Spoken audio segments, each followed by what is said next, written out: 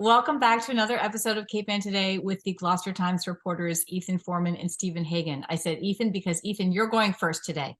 So tell us what's happening in Gloucester. Well, one of the big things that's happening is there's an election coming up in less than 2 weeks. Yeah. And it's been last night I was at I think the second debate that I've been privileged to witness. I think there was also one on 1623. And I want to mention the readers, if you want to follow the election, 1623 had just put up their election guide, which features actually an interview with me talking about the election, not in a very knowledgeable way, but there was I think it was just performance art, but there's interviews with 27 candidates. I mean, hats off to the crew at 1623, Tyler and all the gang, and Emily.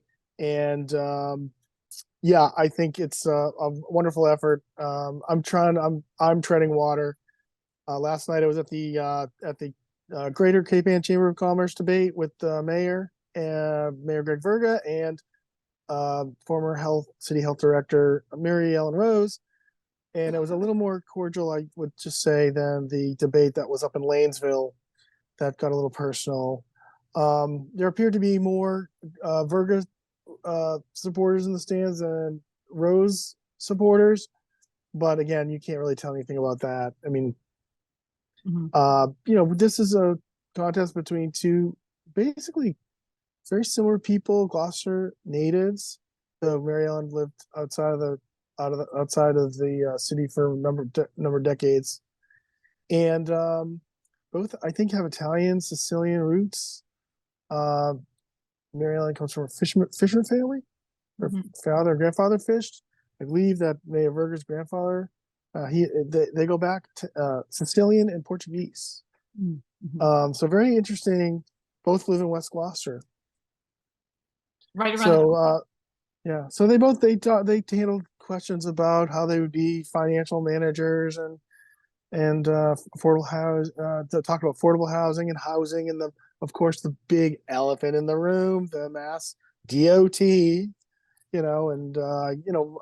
like DOT. Did I say TOD? TOD. Transit. There you go. Mass dot and mass. Yeah. Sorry, a little senior moment there.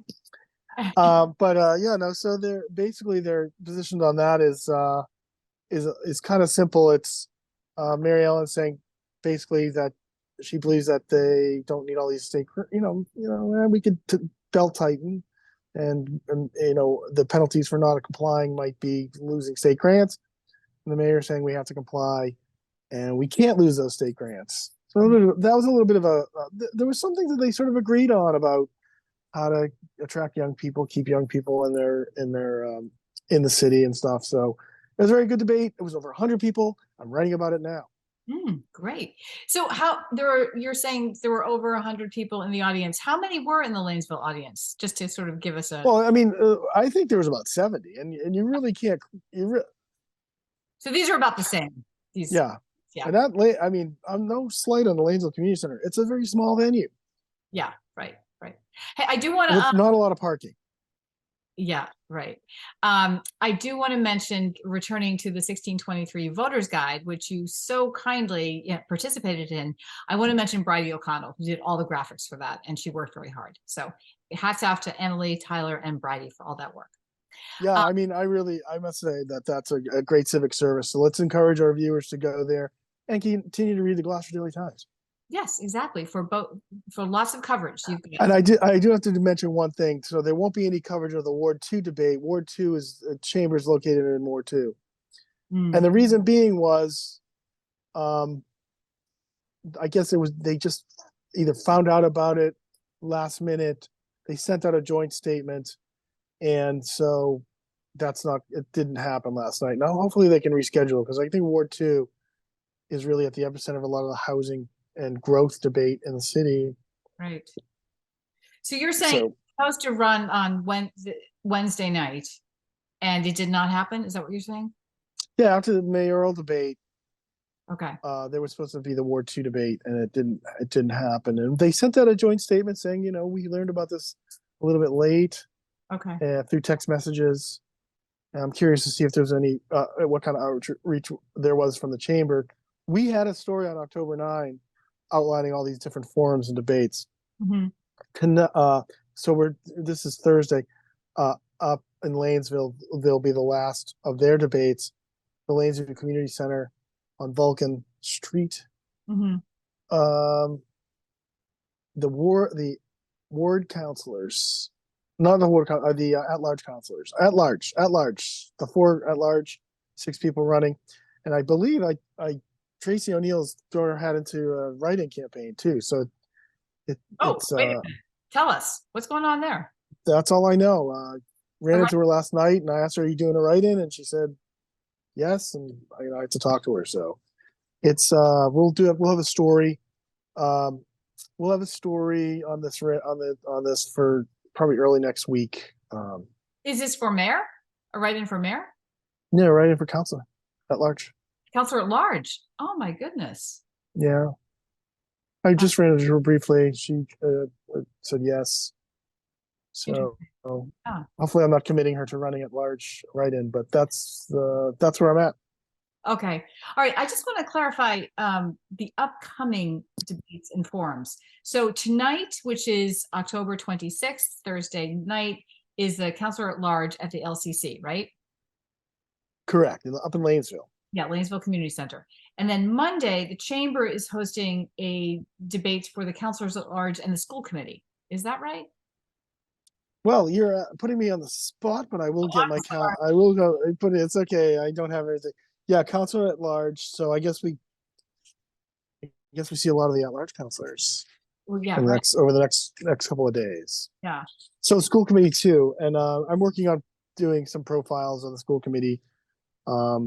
Yeah, like I said, I'm treading water, and so hopefully the voters will be informed come Tuesday, November 7th.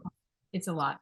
But I did see one more event, and that is Thursday, November 2nd. Next Thursday, the Cape Ann Political Action Committee is hosting a ward camp, just all the candidates in the wards for a forum for them. Yeah, that's correct. Okay, great.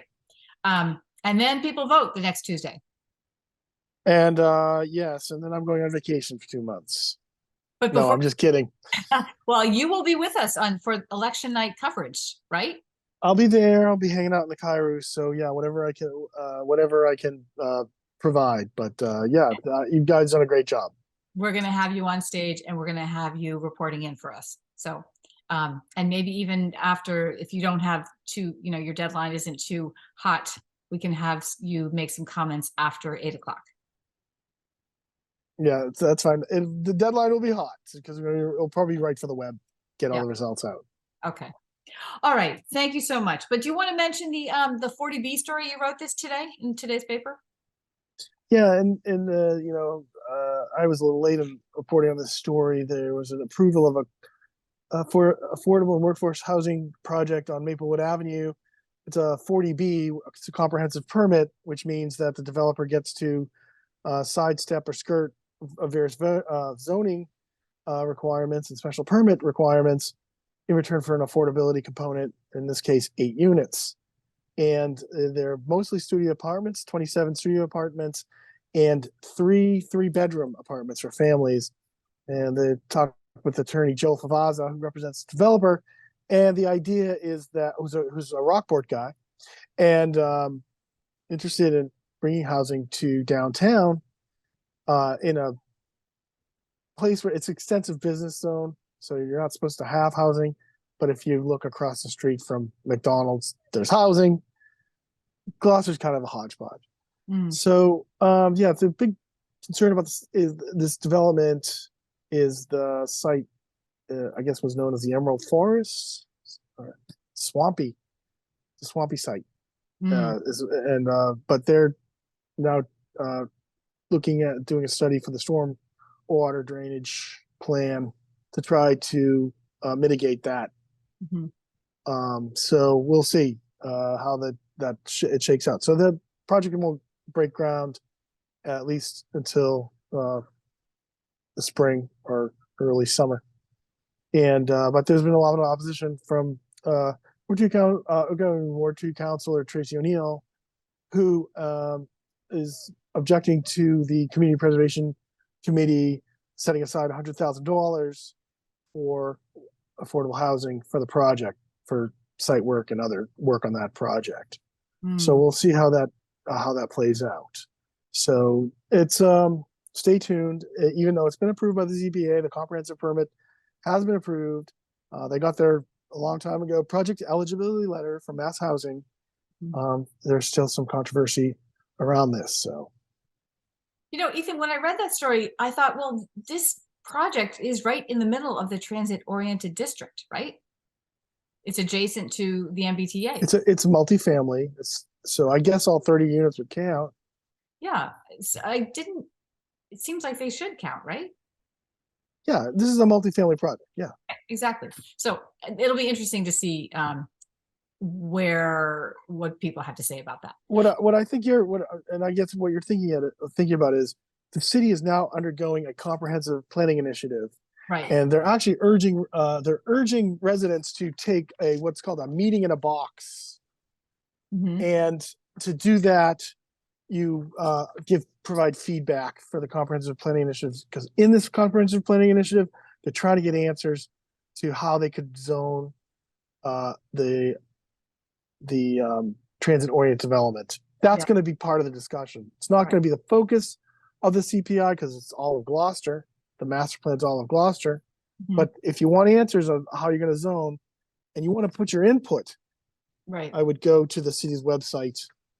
You can do tinyurl.com GCP2034. That's tinyurl.com GCP2034.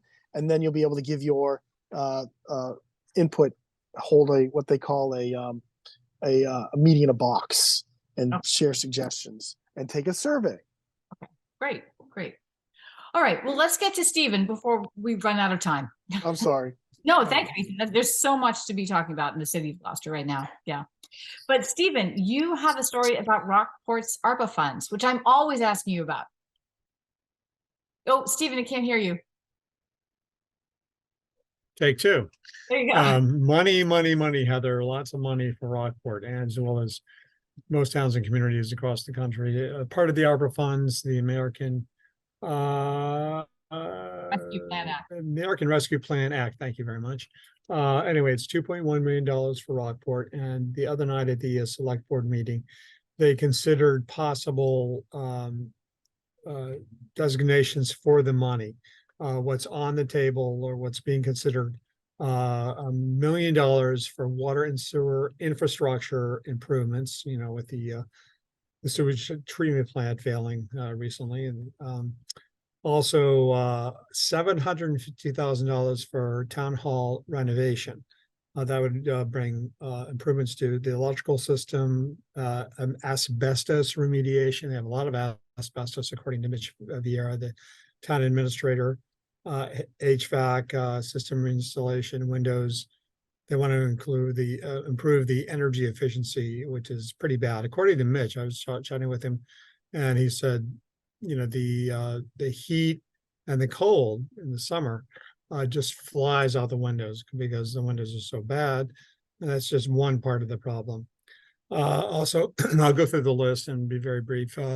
$100,000 possibly for use for the Rockport Affordable Housing Trust to increase affordable housing in town. $30,000 to Rockport nonprofits to mitigate the impact of COVID-19 on programs they offer in town.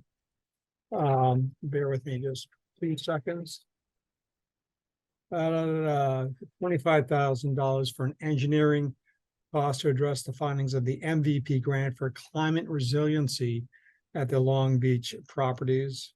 $25,000 for downtown campus beautification. I didn't know there was a campus downtown, but according to Vieira, that's a designation that includes the town hall annex, the central fire station at 37 Broadway, and the Rockport Public Library. All of those sites, I'm sure you're quite familiar with. In addition, finally, $15,000 for implementation of Rockport's American with Disabilities Act, the ADA Action Plan. this is to upgrade town facilities that are apparently not in compliance right now with the ADA tenants. So very interesting. There's a, I don't know if you can see that, there's a photograph of a worker at town hall, and there's a fan that's trying to cool things. They apparently according to what Vera said, they have it's like a baling wire and tape is keeping some of the building together. Doesn't sound that great. Also, I'm sorry. Can I ask you a question? Yes, ma'am. So what is the process? You said the way you phrased it, they were considering this, These are all discussions. This was part of a discussion at the Monday board meeting. The board, the selectmen, the select board members in Rockport. and is there, Talking about a timeline for it, when and if they, yeah, there is, they have to take these ideas to town council and the town auditors to make sure that they would be in compliance with the federal dictates of the ARPA funding. So right. And exactly when that will be, I don't know that. well, is there any opportunity for for Rockport citizens to be part of the discussions? They're always, can always contact select board members with comments, emails, phone calls. As far as a formal meeting, I didn't. Were you at report that? Were you at the meeting on Monday? Yes. And were there any? Was anybody in the audience, and did anybody ask to speak? There was some conversation, yes. So that's good. So that's an opportunity. As the board meeting, select board meetings, people can weigh in on their feelings about the ARPA funds, right? Right. Yeah. Okay. In addition to that, there's a building proposal in Manchester. They already have the cell signaling technology proposal, which is moving ahead. That's for the site adjacent to the Manchester Athletic Club right off Route 128 and School Street. In that site, there is property that currently houses a lot of what can be thought of as unseemly or not very attractive trailers and storage containers. There are 42 of them, 42 trailers, 15 storage containers at 1 Beaver Dam Road. It's adjacent to the cell signaling site. Anyway, what happened this week regarding that, there was a 5-0 vote by the town's zoning board of appeals to approve the application of the property owner, which is Calvin Properties LLC, to permit the construction of a storage building off Beaver Dam Road. What he wants to do, the owner, that is remove all of those trailers and build one, it's a 13,400 square foot storage facility. It's apparently 93 by 150 feet in dimension to be built at the site. So and that's Calvin Properties, managed by Tim Brady. I'm sorry. I'm going to ask the hard question now. You always do. That's why you get the Star Reporter of the Week award every week. What is in these trailers? What is being stored? I knew you were going to say that. So, yeah, moving ahead. I don't know. I really don't. Okay, well, It's a good question, Heather, and I wish I'd answered it. But any event, yeah, moving ahead to the next and last story that I wanted to talk about. Yeah. Hopefully you won't trip me up with this one. This is a good story. Over in Manchester by the Sea, there is a brand new librarian. Her name is Cynthia Gemmell. She is the new director of the Manchester by the Sea Public Library. I'll try to get an image. Nice picture. And, yeah. She is the new director. She basically she overtakes a beautiful library that's very tiny, and there are plans by the library board of trustees to potentially expand the library. What that looks like, again, this is all talk right now, but she said that would be one of the biggest challenges she has. She comes from the Worcester Public Library system. She's She also was 10 years down at the Miami-Dade County Library System in Florida, Wow. where library science is hot. It's hot in Florida. It is. Having family in the Tampa area, I know how hot it can be. They've got We some, used to always vacation. My parents would always take us to see family in July or August, which oh was my gosh. Oh, yeah. Wow. I'm just thinking that they've got some space on their shelves down there in Miami-Dade. apparently they must. Yeah. But Well, anyway, that, she seems like a nice lady, and I'm sure that she would love people to come out and greet her and chat with her. Cynthia Gemmell, the new library director at the Manchester by the Sea Public Library. and that is a big task ahead of her if she is going to be participating in the expansion. So very Right. exciting. Very exciting. All right. Yes, ma'am. I always Well, talk to it was good pleasure doing business with you, and I appreciate the questions, even if I can never answer them. I love those curveballs, the ones from out of left field, I guess is the more appropriate it just reference. a lot of stuff, a lot of trailers. So I and now he's got to go. We're back to the trailers. Yes, they're there. Okay. They need to be removed. All right. We're waving to Ethan. Goodbye, Ethan, for leaving us early, but I know you're over there. All right. So I'll talk to you guys next week. All right. Okay, Heather, take care. Have a delightful day. You too. And watch those your puppy and your kitty cat. I will. I'm going to take them for a walk now. Thank you. Okay, bye-bye. Bye. Interested in a sponsorship? Email sponsor@1623studios.org to learn more.